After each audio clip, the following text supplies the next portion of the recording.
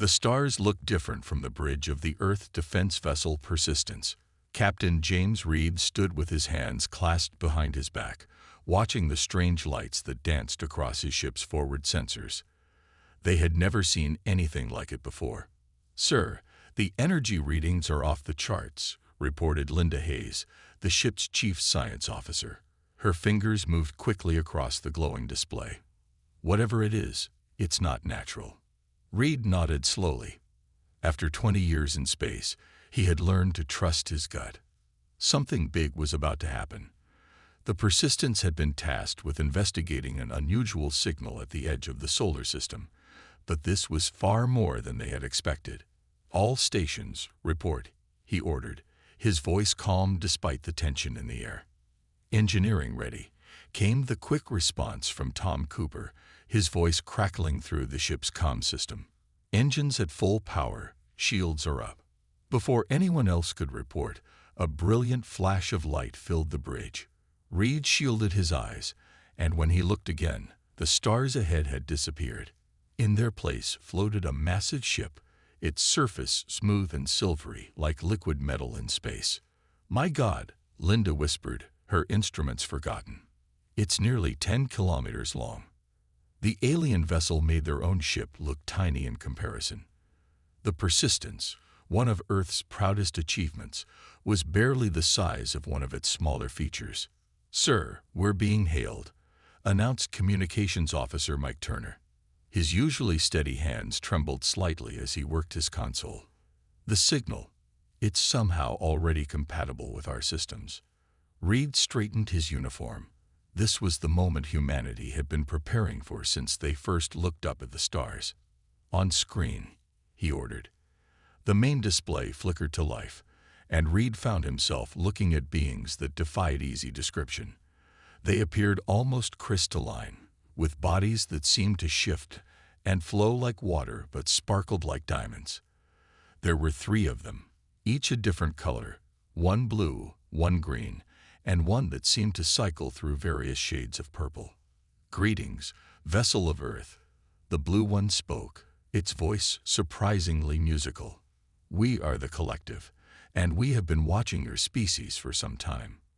Reed felt a chill run down his spine, but kept his voice steady. "I am Captain James Reed of the Earth Defense Vessel Persistence. We welcome you in peace." The purple being made a sound that might have been laughter. "Peace. Your very vessel's designation speaks of defense and military purpose. How typical of primitive species." "We prefer to think of it as prudent," Reed replied carefully. "The universe is vast and unknown. Being prepared isn't primitive. It's logical." The green beam moved forward slightly. "Interesting. You defend your choices rather than apologize for them. Perhaps there is more to your kind than our initial observations suggested." "We find your species puzzling," the blue one continued. "Your biology is inefficient. You require constant rest. Your lifespans are brief. Your bodies are fragile. Yet you persist. You advance. You push boundaries that should be beyond your capability." Reed couldn't help but smile slightly. "Those limitations you speak of, they're why we persist. Because we have to. Humanity has never had the luxury of being naturally superior. Everything we have, we've earned through hard work, determination, and yes, persistence." The 3 beings seemed to confer silently among themselves. The bridge crew waited, barely breathing. Finally, the blue one spoke again. "Your words echo your species' actions. We have watched you overcome disasters, survive catastrophes, rebuild from ruins. You are, indeed, persistent. Perhaps this explains why your kind has advanced so far despite your limitations." "We found that limitations often breed innovation," Reed offered. "When you can't go through a wall, you learn to go around it, or over it, or you make a door." "Fascinating," the purple one chimed in. "Most species we encounter either have natural advantages they rely upon or seek to artificially engineer them. Your kind simply adapts." "That's what we do best," Reed agreed. "We adapt, we overcome, we persist." Then perhaps, the green one said, it is time to test just how far that persistence can take you. Captain Reed, we invite your species to prove its worth to the collective, to earn a place among the stars not through technological advancement alone, but through demonstration of your unique qualities. Reed felt the weight of history on his shoulders. His next words would shape humanity's future. What kind of demonstration did you have in mind? The blue being's crystalline form sparkled more intensely. A series of trials, Captain. Trials that no primitive species has ever attempted without centuries of preparation. We will give you 5 of your Earth years. And if we refuse, then you remain as you are, isolated, alone, confined to your small corner of space. Reed looked around at his crew, saw the determination in their eyes, and knew what his answer had to be. We accept. The being seemed to shimmer with what might have been approval or amusement. Then let it be recorded, the blue one declared. The species known as humans shall be tested. May your persistence serve you well, unyielding ones. With another flash of light, they were gone, leaving the crew of the Persistence with the weight of humanity's future resting squarely on their shoulders. The real test was about to begin. The United Earth Council chamber was packed. Representatives from every nation sat in tense silence as Admiral Kate Stone stood at the podium. Behind her, a massive screen showed the recording from the Persistence's encounter with the collective. Ladies and gentlemen, she began, her voice firm and clear. What you've just seen is humanity's first contact with an advanced alien civilization. As Captain Reed's report indicates, we have been given both an opportunity and a challenge. The room erupted in whispers. Admiral Stone waited for them to quiet down before continuing. The collective has provided us with details of their trials. There will be 3 main challenges, each designed to test different aspects of our capabilities. We have 5 years to prepare. She pressed a button, and the screen changed to show a harsh red desert landscape. The first trial will take place on what they call the burning world. Surface temperature, 50 degrees Celsius. Gravity, 1.5 times Earth normal. Atmosphere, technically breathable, but filled with abrasive dust. The council members shifted uncomfortably in their seats. Stone continued, bringing up the next image. A massive space station floating in what appeared to be complete darkness. The second trial occurs in deep space, in a region where normal navigation systems don't work. They call it the blind zone. Teams must solve a series of technical and logical challenges while dealing with equipment failures and resource limitations. The final image appeared, a strange, shifting landscape that seemed to defy the laws of physics. The third trial, well, they haven't given us many details. They call it the impossible choice. No species has ever completed it according to their original parameters. An older man stood up from the front row. Admiral Stone, with all due respect, this sounds like suicide. These trials were designed for species far more advanced than us. How can we possibly prepare in just 5 years? Stone's expression hardened. Counselor Williams, that's exactly what they expect us to think. But consider this. Every species that's taken these trials relied on advanced technology. They spent centuries developing special suits, ships, and genetic modifications. We don't have that luxury. She walked to the edge of the stage. But we have something they don't understand, something they can't measure with their advanced sensors. We have our history of overcoming impossible odds. We have our ability to think differently when backed into a corner. The room was silent now, all eyes fixed on her. Before the collective arrived, I studied the history of human exploration. Stone continued. When we first tried to reach the South Pole, we didn't have special equipment. We had wool clothes, wooden sleds, and pure determination. Many died, but we made it. When we went to the moon, our computers were less powerful than today's pocket calculators, but we made it. She pressed another button, and the screen showed images from human history, explorers, inventors, survivors of disasters, against all odds. The collective thinks 5 years isn't enough time because they're thinking like the collective. But we're human. We don't need centuries to prepare.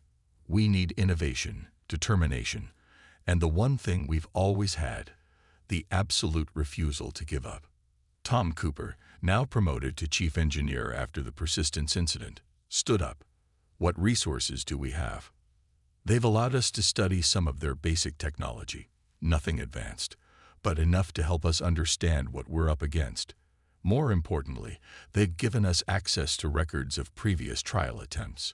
We can learn from others' failures. And if we fail, someone called from the back. Stone's expression was grim but determined. Then we fail trying.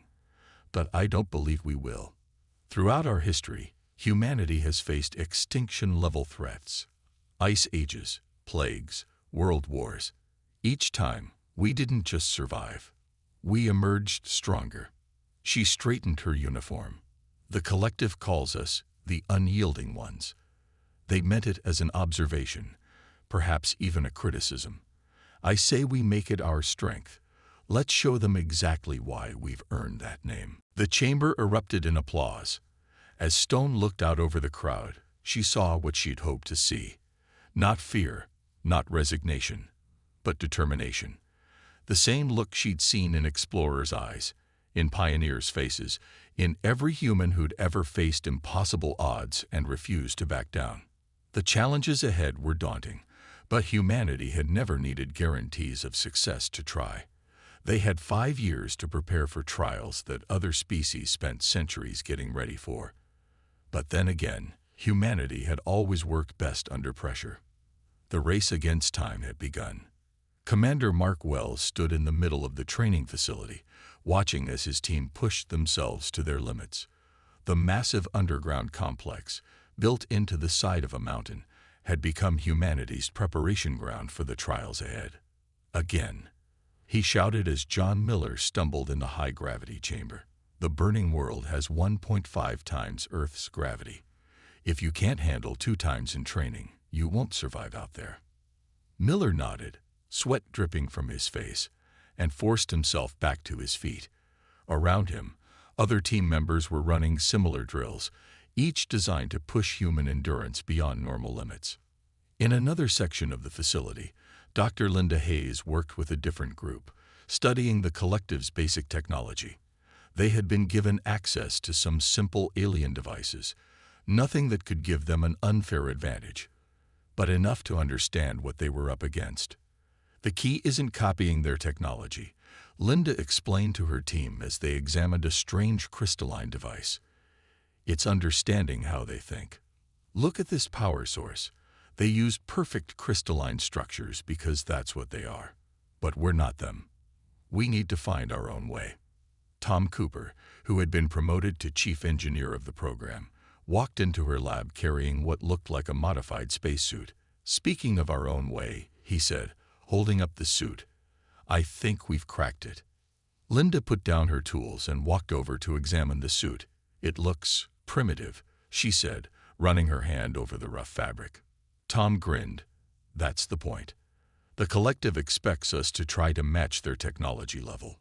But we can't, and we shouldn't. This suit uses basic materials, but in ways they'd never think of. He pointed to various parts of the suit as he explained. The outer layer is based on old firefighting gear, modified to handle extreme heat. The inner cooling system uses principles from the Bedouin robes of Earth's deserts. We've added a simple dust filtration system based on how camels' noses work. Will it be enough? Linda asked, concerned. It has to be, Tom replied. We can't build their kind of environmental suits in 5 years. But we can build these, and more importantly, we can repair them with basic tools if they break. In the command center above the training area, Admiral Stone watched the preparations through a bank of monitors. Captain Reed stood beside her, recently returned from another meeting with the collective's observers. They think we're going to fail, Reed said quietly. They watch us training with these primitive methods, and they see it as proof they were right about us. Stone smiled. Good. Let them think that. They don't understand that this is how humanity has always done things. We don't succeed because we have the best tools. We succeed because we learn to work with what we have. She pointed to one of the monitors showing a team practicing in a simulated dust storm. Look there, they're learning to navigate by touch and sound because they know their visual equipment might fail. On another screen, a group was practicing emergency suit repairs using nothing but basic tools. Our ancestors crossed oceans in wooden boats, Reed mused, climbed the highest mountains with rope and picks, survived in deserts with nothing but knowledge passed down through generations. Exactly, Stone nodded. The collective thinks we're primitive because we're not using advanced technology. They don't understand that we're doing something much harder. We're becoming capable of succeeding without it. In the medical bay, Dr. Robert Turner was working on another aspect of their preparation. Our bodies are our greatest limitation, but also our greatest asset, he explained to his team. We can't change our biology in 5 years, but we can push it to its absolute limits. He showed them data from the latest tests. Humans can already survive in incredible conditions. Our bodies can adapt to high altitudes, extreme temperatures, even reduced oxygen. We're not enhancing our biology. We're learning to use every bit of what we already have. The preparations continued day and night. While other species might have spent centuries developing new technologies, humanity spent their 5 years developing themselves. They trained their bodies to endure, their minds to solve problems with limited resources, their spirits to face the impossible without breaking. And through it all, the collective watched, not understanding that what they saw as primitive preparation was actually humanity's greatest strength, the ability to do more with less, to adapt rather than rely on technology, to face overwhelming odds with nothing but determination and ingenuity. The trials were approaching fast, but humanity would be ready. Not because they had the best technology or the most advanced solutions, but because they had spent 5 years becoming the best version of what they already were, unyielding. The surface of the burning world lived up to its name. Commander Mark Wells stepped out of the landing craft into a world of red sand and scorching wind. The twin suns overhead burned mercilessly, creating heat waves that distorted the horizon. "Check your suits," he ordered through the radio. His team of 5 spread out around the landing craft, each running diagnostics on their gear. The suits they wore looked crude compared to the crystalline environmental suits of the other species taking the trial, but they had been tested and refined countless times over the past 5 years. "All systems working," reported John Miller, now his second in command. Temperature regulation holding steady at 25 degrees Celsius inside the suit. The collective's observer, a beam of shifting purple crystal, floated nearby in what appeared to be a bubble of pure energy. "Your protective gear appears inadequate," it noted, its tone somewhere between concern and dismissal. Wells smiled behind his mask. "We'll see," was all he said. The mission was simple on paper: cross 50 kilometers of desert to reach a specific point, while collecting samples along the way.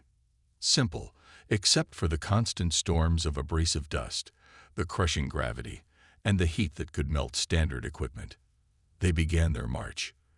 The extra gravity made every step an effort, but their training in the high-gravity chamber had prepared them for this. What the observer didn't know was that they had trained at twice this gravity level, making this, while still challenging, manageable. 2 hours into the journey, the first dust storm hit. The other species taking the trial activated their energy shields or retreated into their advanced environmental bubbles. Wells and his team simply adjusted their suit filters and kept walking. "Visibility 0, Miller reported calmly, switching to sound and touch navigation. This was what they had trained for. While other species relied on complex sensors that the storms could interfere with, the human team had practiced moving through darkness, using nothing but ropes to stay connected and their own senses to stay oriented. "Keep going," Wells ordered. "Remember your training. Feel the slope of the ground. Listen to the wind direction. We don't need to see to know where we're going." The observer watched in what might have been surprise as the humans continued their steady progress through the storm. Other teams had stopped, waiting for their instruments to come back online. But the humans pushed forward, their simple suits and basic tools somehow holding up against the planet's fury. 4 hours in, they hit their first crisis. Linda's suit cooling system began to show signs of strain. "Commander," she called out, her voice steady despite the danger. "Primary cooling circuit is failing." In their crystalline suits, the other species would have had to abort the mission, but this was exactly what the humans had prepared for. "Standard repair protocol," Wells ordered. "Miller-Jones, windbreak formation." The team moved with practiced precision. 2 members positioned themselves to block the worst of the wind, while Linda and Wells quickly opened the suit's outer panel. Inside, the cooling system was simple enough that they could repair it with basic tools, exactly as designed. "Like fixing a car radiator," Linda said as they worked. "Just a lot hotter." 3 minutes later, they were moving again. The observer had watched the entire repair with what seemed to be growing interest. The team kept walking as the hours passed. They collected their samples using simple tools, stored them in basic containers, and continued their march. Other teams relied on hovering platforms or mechanical assistance to handle the gravity. The humans just endured it, step by step, meter by meter. When they finally reached their target point, they were the 3rd team to arrive, beating out several species with far more advanced technology. They were exhausted, their suits were covered in dust, and showed signs of repairs, but they had made it. The observer approached Wells as his team set up their simple camp. "Your methods were unexpected," it admitted. "We assumed your primitive technology would be a disadvantage." Wells took a drink from his water container before answering. "Advanced technology is a tool, not a solution. We couldn't match your technology in 5 years, so we learned to work without it. Sometimes the simplest solution is the most reliable." The observer seemed to consider this. "Perhaps," it said finally, "we have something to learn from your approach. The next trial will not be so physical. We will see if your philosophy holds true there as well." Wells looked at his tired but proud team. "We'll be ready," he said. "Whatever comes next, we'll find a way. That's what we do." As the twin suns set on the burning world, the human team had proved something important, not just to the collective, but to themselves.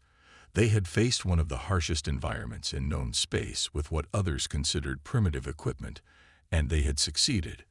The first trial was complete, but the hardest tests still lay ahead. Yet somehow, after today, those challenges seemed a little less impossible. The darkness of the blind zone was absolute. No stars shone here, no signals penetrated the strange void. Inside the test station, Commander Wells and his team floated in zero gravity, their battery-powered lights the only illumination in the vast chamber. "Main power is gone," Linda reported, her voice tense but controlled. "Backup systems failing. We've got maybe 2 hours of life support left." This was the second trial, and it was nothing like the first. While the burning world had tested their physical endurance, this challenge targeted their minds and problem-solving abilities. The collective had placed them in a space station filled with puzzles and challenges, then systematically started shutting down their systems. "Status report," Wells ordered, pushing himself through the darkness toward the central control room. "Navigation's dead," Miller answered. "Communications too. Whatever's in this zone, it's killing all our electronics." The other species taking this trial had come prepared with quantum computers and AI systems to solve the station's puzzles. But those advanced systems had failed almost immediately in the blind zone. Now, everyone was stuck, trying to find a way out before their life support failed. Tom Cooper, who had insisted on joining this mission, floated near what looked like a maintenance panel. "It's not random," he said suddenly. "The failures, they follow a pattern." Wells moved closer. "Explain." "Look," Tom pointed at the dead systems. "Everything that fails is something we rely on technology for. Navigation, communication, power distribution. But the simple stuff, Our lights, the manual air valves, they're still working.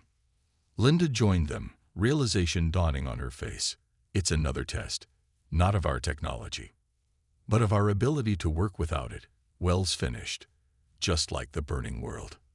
The team gathered around as Wells explained his theory. The collective wasn't testing their technological advancement. They were testing their ability to adapt when technology failed. Right, Tom nodded. These puzzles don't need computers. They need human problem solving. Basic physics, mechanics, logic. A violent shudder ran through the station. The remaining lights flickered. 1 hour of air left, Linda reported grimly. Wells looked at his team. They were scared, but he saw determination in their eyes. Okay, listen up. We've trained for this. Remember what Admiral Stone said. Humanity crossed oceans with just the stars to guide them. Built pyramids with rope and rollers. We can solve this. They split into teams. Without computers, they did calculations by hand. Without power, they moved mechanisms manually. Each puzzle they solved gave them pieces of a larger picture. It's like an old mechanical clock, Tom said as they worked on a particularly complex mechanism. All the parts connect. We don't need power, we just need to understand how it works. 50 minutes left. The team had solved several puzzles, but they were running out of air. The physical effort of moving in zero gravity while solving complex problems was exhausting them faster than they'd planned. Commander, Miller called out, his voice weak. I think I see something. Wells pushed himself over. Miller was looking at a series of solved puzzles, but from a different angle. They're not separate puzzles, Miller explained. Together, they make a map. Not electronic, mechanical, like an old star chart. 40 minutes. The team worked frantically, connecting their solutions into a larger pattern. Tom's understanding of mechanical systems proved invaluable as they traced power flows and mechanical connections through the station. There! Linda shouted suddenly. All the mechanisms lead here. They had found a manual override, hidden in plain sight. While other species searched for technological solutions, the humans had discovered the mechanical backup system. 30 minutes. It'll take all of us, Wells said, looking at the huge wheel that would activate the override. Every bit of strength we have left. The team positioned themselves around the wheel. Their arms were tired, their lungs burning from the thinning air, but their faces showed pure determination. Together, Wells ordered, 3, 2, 1. Push. They strained against the wheel. For a moment, nothing happened. Then, slowly, it began to turn. The sound of grinding metal filled the station. With a massive groan, the station's systems began to respond. Not the complex electronic ones, but older, simpler mechanical backups that had been there all along, waiting for someone to find them. Light flooded the station. Air flowed freely again. Through the now clear windows, they could see stars. They had moved out of the blind zone. The collective's observer appeared, its crystalline form glowing softly. Fascinating, it said. You succeeded by going backward, using simpler solutions when advanced ones failed. Not backward, Wells corrected, still catching his breath. Different. Sometimes the oldest solutions are the most reliable. The observer seemed to consider this. You have passed the second trial, but the third will test more than your bodies or minds. It will test your very nature as a species. Wells looked at his exhausted but triumphant team. Whatever it is, we'll face it together. That's the human way. The second trial was over, but they all knew the hardest test still waited. The impossible choice lay ahead, and no one, not even the collective, knew if humanity was truly ready for what it would reveal. The great hall of the collective buzzed with energy as beings of all forms gathered to discuss the human trials. The crystalline members floated above their seats, their colors shifting with their emotions. Admiral Stone and Captain Reed stood before them, representing Earth. The humans have surprised us, the Blue Elder spoke, its voice echoing through the chamber. 2 trials completed, using methods we had not considered possible. Their approach is primitive, argued a red crystal being, yet effective in ways we struggle to understand. Admiral Stone listened to their debate, standing tall despite her exhaustion. The past months had pushed humanity to its limits, but they had proved themselves beyond anyone's expectations. "Tell us, Admiral," the Purple Elder asked, "how did your species prepare for these trials without advanced technology? Our records show that even developing the basic environmental suits should have taken decades." Stone stepped forward. "We didn't try to match your technology. We looked at what we had and found new ways to use it. Humans have always done this, taking simple tools and finding unexpected ways to make them work." The hall filled with murmurs. The collective members had never encountered a species that chose to solve problems this way. "But surely," the red being insisted, "this puts you at a disadvantage. Your teams risk more, suffer more, when better solutions exist." Captain Reed spoke up. "With respect, what you see as suffering, we see as learning. Every challenge we overcome makes us stronger. Every problem we solve teaches us something new." The Blue Elder moved closer, its crystalline form sparkling with interest. "You speak of growth through adversity. This is not a concept we fully understand." "Let me show you something," Stone said, pulling out a simple paper book from her bag. The collective members stared at the primitive object with confusion. "This is a record of human achievements," she explained. "When we first flew in planes, they were made of wood and fabric. When we first went to space, our computers were weaker than today's calculators. But we didn't wait until we had perfect tools. We used what we had, learned from our failures, and kept pushing forward." She turned the pages, showing photographs of human history: the Wright brothers' first flight, the moon landing, the first Mars colony. Each of these achievements was done with technology that others might have considered inadequate. The Purple Elder spoke thoughtfully. "We are beginning to understand. Your species does not advance by waiting for perfect tools, but by making imperfect tools work through determination, through innovation," Reed corrected, "through finding new ways to use simple things, through refusing to give up just because something seems impossible." The hall grew quiet as the collective members considered this. Finally, the Blue Elder spoke again. "We have watched your teams face our trials. On the Burning World, they succeeded not through superior equipment, but through preparation and adaptability. In the Blind Zone, they found solutions we have forgotten existed. You have made us question our own assumptions," the Purple Elder added. "Perhaps true advancement is not measured only in technological achievement, but in the ability to succeed regardless of limitations." Stone smiled. "That's what makes us human. We don't wait for perfect conditions. We work with what we have, and we find a way forward." The red being, who had been skeptical, now glowed with a different intensity. "This perspective has value we had not considered. It suggests possibilities we had overlooked." "And now," the Blue Elder announced, "you faced the final trial. The impossible choice. No species has ever completed it as designed." "Why not?" Reed asked. "Because they all tried to solve it using technology or logic alone. Perhaps your species' unique approach will yield different results." Admiral Stone stood straighter. "When do we begin?" "Soon," the Purple Elder replied. "But first, we must understand something. This trial will not test your technology, your problem-solving, or your physical endurance. It will test the very core of what makes you human. Whatever it is," Stone said firmly, "we're ready." The collective members shared what might have been a look of concern. "No species is ever truly ready for the impossible choice," the Blue Elder said softly. "That is why it is called impossible." As Stone and Reed left the hall, they knew they were walking into the hardest challenge yet. But they also knew something the collective didn't. Humans had been facing impossible choices throughout their history, and somehow, they always found a way forward.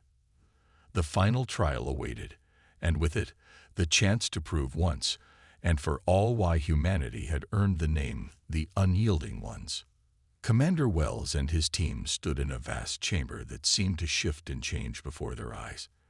This was the site of the final trial, the impossible choice. The room was filled with a soft, pulsing light that came from everywhere and nowhere at once. "Welcome to the final trial." The Blue Elder's voice echoed around them. "Here, you face a choice that no species has ever solved correctly." Before them appeared two doors. Both were simple in design, yet somehow felt ancient and powerful.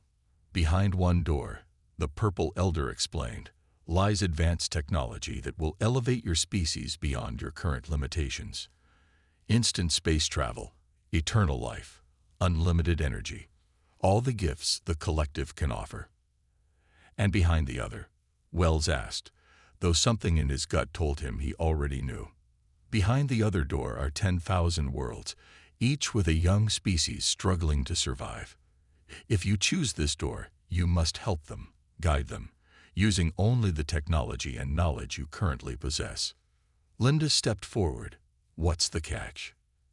"If you choose the first door, those 10,000 species will develop on their own, without guidance. Many will destroy themselves. Some will suffer for millennia before finding their way. A few may survive." "And if we choose the second door?" Miller asked. "You give up the chance to advance your own species. You remain at your current level of technology, possibly for thousands of years, while you help others." The team looked at each other. This was not the type of challenge they had expected. No physical endurance needed, no complex puzzles to solve.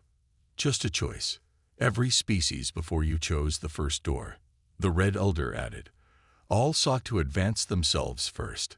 It is the logical choice." Wells walked closer to the doors, studying them. "How long do we have to decide?" "You have 1 hour," the Blue Elder replied. "Choose wisely." The team gathered in a circle, their faces serious as they considered the options. "It's a trap," Tom said quietly. "They're testing something specific about us." Linda nodded. "The whole time, they've been surprised by how we solve problems differently, how we think differently." "The first door is the obvious choice," Miller added. "Any logical species would take it. Guarantee their own survival and advancement first." Wells looked at each member of his team, then smiled slowly. "But we're not just any species, are we? We're human. And what makes us human isn't our technology or our logic. It's our heart," Linda finished, understanding dawning on her face. Wells turned to address the collective observers. "We've made our choice." The crystalline beings gathered closer. "So quickly. Are you certain? You still have time to consider." "We don't need it," Wells said firmly. "We choose the second door." The chamber fell silent. Even the pulsing light seemed to pause. "Explain," the Blue Elder demanded. "Why would you choose to help others at the cost of your own advancement?" Wells stood straight, his voice clear and confident. "Because that's what makes us human. Throughout our history, we faced our own challenges, solved our own problems, found our own way forward. And every time we did, we grew stronger. These other species deserve the same chance," Linda added. "To face challenges, to solve problems their own way, to become strong on their own terms." "But you could have instant advancement," the Red Elder argued. "Why choose centuries of difficult work?" Tom laughed. "Haven't you been paying attention? We don't want instant advancement. We want to earn it, step by step, challenge by challenge. That's how we learn, how we grow, how we become better." "And these other species," Miller said, "they deserve the same opportunity. Not to be given everything, but to be helped when they stumble, guided when they're lost, supported when they fall." The chamber's light began to pulse brighter. "You would sacrifice your own advancement to help others?" the Purple Elder asked, its tone filled with wonder. "Even knowing it might take thousands of years to achieve what you could have instantly?" Wells smiled. "That's not a sacrifice. That's an opportunity. 10,000 worlds to help, 10,000 species to learn from, 10,000 chances to grow together instead of alone. Suddenly, both doors vanished. The chamber filled with brilliant light. "You have done what no other species has done," the Blue Elder announced, its voice ringing with emotion. "You have proven that true advancement comes not from technology or power, but from the wisdom to help others, to grow together, to choose the harder path for the greater good." The impossible choice was never about which door to choose, the Purple Elder explained. It was about understanding why you chose it. You are the first to see that true strength lies not in advancing alone, but in helping others advance with you. The chamber transformed around them, revealing a vast star map filled with glowing points of light, the 10,000 worlds.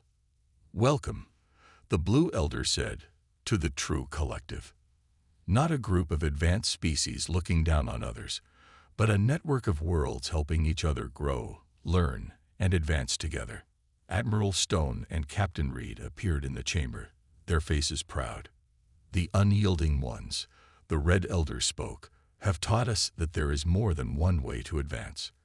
That sometimes the longest path is the right one.